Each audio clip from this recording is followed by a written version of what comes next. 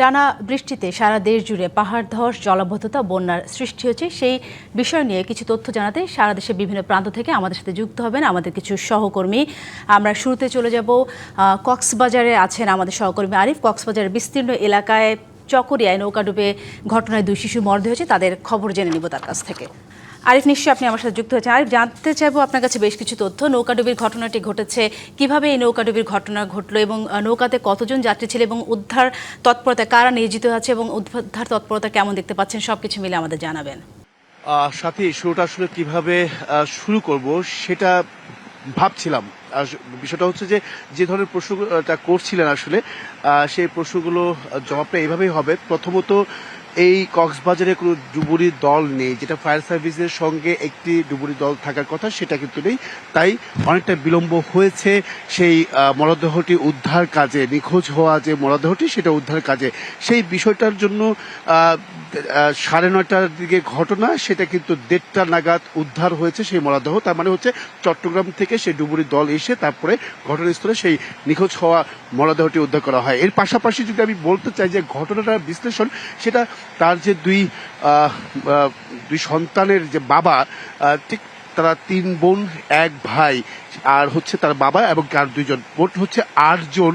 তারা এই একটি নৌকা পারাপারে ব্যবহার করে আসছিল। সেই সময়টাতে হঠাৎ করেই ঝড়ের মতো বাতাস বইতে শুরু করে এবং কি স্রোত বৃদ্ধি পায়, পানির স্রোত যেমনটা দেখছিলেন। এই দেখানোর চেষ্টা করছি যে এই যে স্রোত, সেটা কিন্তু পাহাড়ি যে ঢল, সেই ঢলের যে স্রোতটা দেখলে আপনি বুঝতে পারছেন যে আসলে কতটা ভয়াবহতা সেই সমতল ভূমিতে এসে পৌঁছানোর পর সেই পানির যে তেজ, সেইটা আসলে দেখানোর চেষ্টা করছে, বোঝানোর চেষ্টা করছে। সেই স্রোতের মধ্যেই আসলে মূলত নৌকাটি পড়েছিল, এমনকি তার বাবা তাদেরকে বাঁচানোর জন্য নৌকা থেকে লাফ দিয়েছিল। একটি পাশ, সেটা কিন্তু আসলে নৌকাটি কিন্তু এক সাইড হয়ে কাত হয়ে যাওয়ার পরে কিন্তু সেই পানিটি ঢুকে যায়, প্রবেশ করে নৌকাতে, এবং কি পরবর্তীতে সেই নৌকাটা ডুবে যায়। সেই ঘটনা বিশ্লেষণটা কিন্তু তার বাবা এভাবে দিচ্ছিলেন, আমরা সেটাই জানানোর চেষ্টা করছিলাম আপনার মাধ্যমে।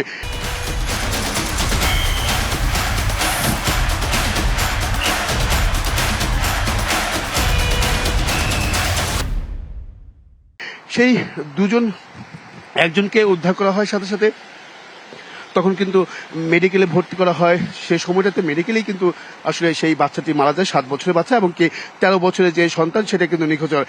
আর এখানে আমার পেছনে যদি একটু দেখাতে চাই, আপনার যত দূর চোখ যাবে পুরোটাই একদম পানির নিচে তলিয়ে আছে। লাখো লাখো মানুষ পানিবন্দী, জলবন্দী। এই ভোগান্তি উত্তরণে আসলে কতদিন সময় লাগবে সেটা আসলে কারো জানা নাই।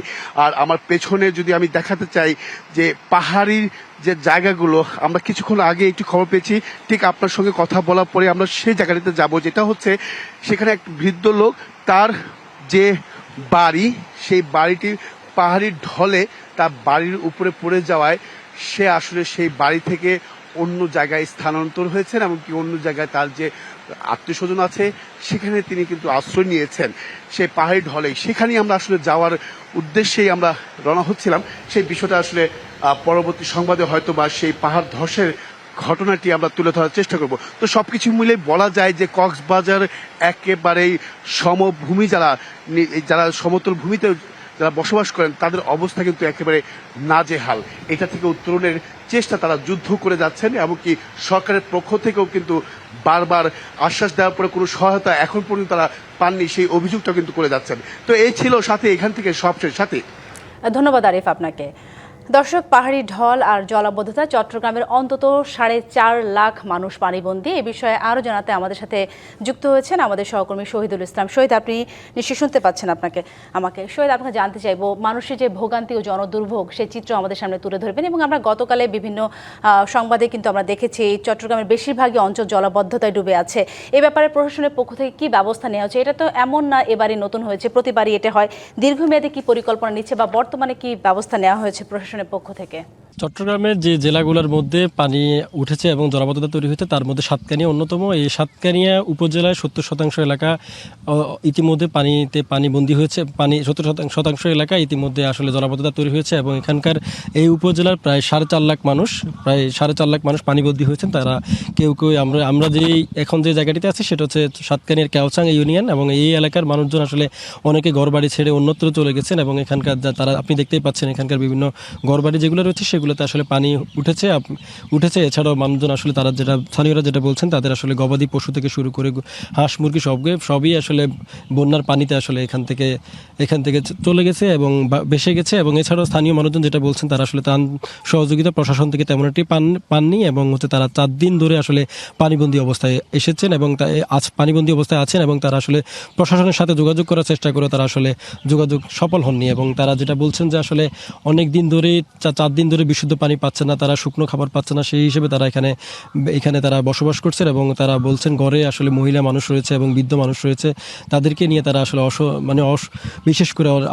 অনেক দুর্ভোগে পড়েছেন। আমরা একজন স্থানীয়ের সাথে কথা বলবো এখানকার, তিনি আমাদের একটু বলবেন আপনারা কয়দিন ধরে এখানে আসলে পানিতে আছেন সেটা একটু বলবেন এবং কি সমস্যার মধ্যে আছেন। আমরা আজকে 7 দিন পর্যন্ত পানিতে অনেক সমস্যা আছে। বাড়িতে মানে কোমর পর্যন্ত পানি হয়েছে, ছোট বাচ্চা বৃদ্ধ মা বাবা সবাই অনেক কষ্ট পেতেছে এখন বর্তমানে। প্রশাসন থেকে এখন পর্যন্ত কোনো ত্রাণ পেয়েছেন কিনা? না, আমরা প্রশাসনের কোনো ত্রাণ তো পাই নাই।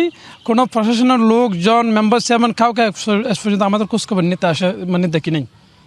আসলে আপনি শুনছিলেন, আসলে দেখতেই পাচ্ছেন এবং স্থানীয় যে মানুষজন তারা আসলে বলছেন প্রশাসন থেকে এখন পর্যন্ত কোনো ত্রাণ দেওয়া হয়নি। সেই হিসেবে তাদের যে নিজস্ব প্রজেক্ট রয়েছে, মাছের গির রয়েছে, অনেকের মুরগির খামার রয়েছে, গরুর খামার রয়েছে, অনেকে বলছেন তারা গবাদি পশু অলরেডি বন্যার পানিতে ভেসে গেছে। সেই হিসেবে তারা তাদের যে দুর্ভোগ এবং তাদের যে বিপাকের কথাবার্তা সেগুলো আসলে আমাদের বলছেন। এছাড়াও তারা আশঙ্কা প্রকাশ করছেন বৃষ্টি যদি বাড়ে সেই হিসেবে তারা বলছেন যে বন্যার পানি আরও উঠতে পারে। তো সেক্ষেত্রে তাদের আসলে কী করবে প্রশাসন, তাদের কতটুকু সহযোগিতা করবে, তারা প্রশাসনের জন্য সহযোগিতা তারা সুদৃষ্টি কামনা করেছেন। এই ছিল সাতকানিয়ার কেওচাং ইউনিয়ন থেকে আমার কাছে থাকা সবশেষ খবর। ধন্যবাদ আপনাকে। এদিকে উজানের পাহাড়ি ঢল ও ভারী বর্ষণে লালমনিরহাটের তিস্তা নদীর পানি আশঙ্কাজনক হারে বাড়ছে। এ নিয়ে আরও খবর জানাতে যুক্ত হয়েছে সহকর্মী নিয়াজ আহমেদ শিপন। আপনি এসে শুনতে পেয়েছেন, আমাদের সহকর্মী শহীদ বলছিলেন চট্টগ্রামে যে পানিবন্দী মানুষ আছে তারা এই পর্যন্ত প্রশাসনের পক্ষ থেকে কোনো সহায়তা বা ত্রাণ কিছুই তারা পাননি। লালমনিরহাটের পরিস্থিতি কি? সেখানে তো তিস্তার পানি আশঙ্কাজনক হারে বাড়ছে। যেই মানুষগুলো পানিবন্দী আছে তাদের উদ্ধার তৎপরতায় প্রশাসনের সহায়তা কেমন দেখতে পাচ্ছেন?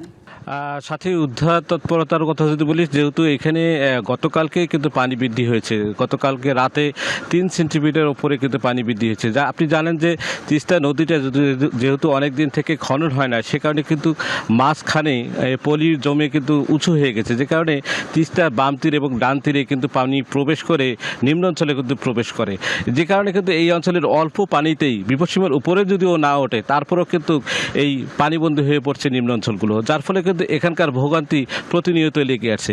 তিস্তা মহাপরিকল্পনার যে বাস্তবায়নের কথা এই সরকার বলে আসছে, যদি সেটি বাস্তবায়ন হয়ে যায় তাহলে কিন্তু এই অঞ্চলের যে সমস্যা সেটি কিন্তু তারা যেটি বলছেন যে থাকবে না। তবে এখন যে অবস্থায় পড়েছে, এই যে তিস্তা মহাপরিকল্পনার আলোচনা চলছে সেই মুহূর্তেই কিন্তু এই তিস্তার পানি বৃদ্ধি হয়েছে। আমরা গতকালকে দেখেছি ভারতীয় বেশ কয়েকটি মিডিয়ায় যে এই ভারতের সিকিম যেখানে তিস্তার উৎপত্তি স্থল, সেখানে কিন্তু বেশ কয়েকটি পাহাড় ধসের ঘটনা ঘটেছে।